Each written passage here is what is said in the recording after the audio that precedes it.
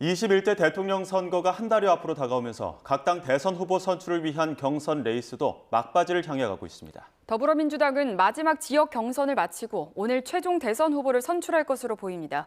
2차 경선 투표에 돌입한 국민의힘에선 4명 주자들이 일제히 한덕수 권한대행과의 단일화를 강조하고 있습니다. 국회 취재기자 연결해 보겠습니다. 손유정 기자. 네, 국회입니다. 먼저 민주당 경선은 상대적으로 빠른 속도로 진행되고 있죠.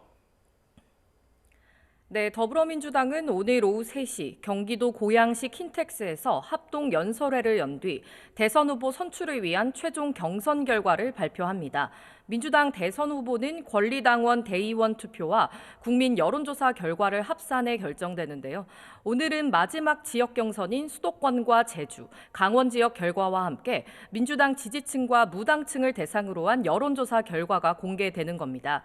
오늘 개표 결과 과반을 득표한 후보가 없다면 결선 투표에 들어가게 되지만 그럴 가능성은 희박해 보인다는 게 중론입니다. 지금까지 경선에서 이재명 후보가 90%에 달하는 득표율로 압도적인 1위를 지키고 있기 때문입니다.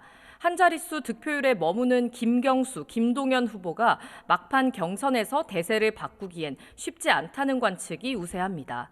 무당층 응답이 포함된 국민 여론조사 결과가 반영되면 득표율이 소폭 하락할 수 있지만 그럼에도 넉넉한 지지세로 이 후보가 본선행을 확정지을 것으로 보입니다.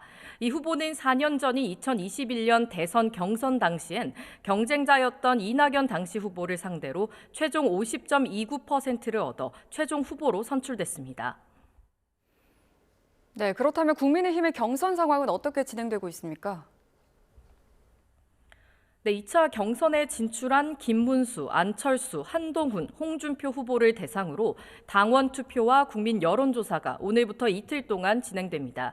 당원 투표와 여론조사를 절반씩 반영한 결과 과반 득표자가 나오면 당 대선 후보로 확정되지만 그렇지 않을 경우 1, 2위 득표자가 마지막 양자 경선을 펼치게 됩니다. 후보들은 공약을 발표하거나 지역을 순회하며 막판 표심 공략에 나섰습니다. 먼저 김문수 후보는 정부 기관이나 금융사가 가상 자산에 투자할 수 있도록 하는 정책 공약을 발표한 뒤 1차 경선에서 탈락했던 유정복 인천시장을 만납니다. 국회에서 지지 호소 기자회견을 열었던 안철수 후보는 오후엔 부산을 찾고 한동훈 후보는 인천과 서울, 경기도를 차례로 방문해 당원과 시구 의원을 만납니다.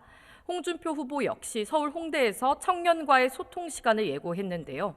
이런 가운데 출마 관측이 나오는 한덕수 대통령 권한대행과의 단일화 문제는 여전히 경선의 최대 화두가 되고 있습니다.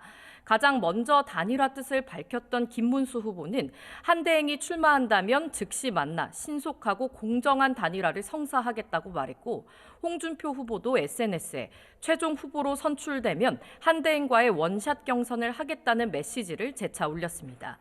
한대행 출마에 줄곧 부정적이었던 안철수 후보는 기자들을 만나 한대행이 관세 협상이나 대선 관리에 집중하는 게 적합하지만 출마한다면 당 최종 후보와 경선을 치러야 한다고 밝혔습니다. 지금까지 국회에서 YTN 손유정입니다.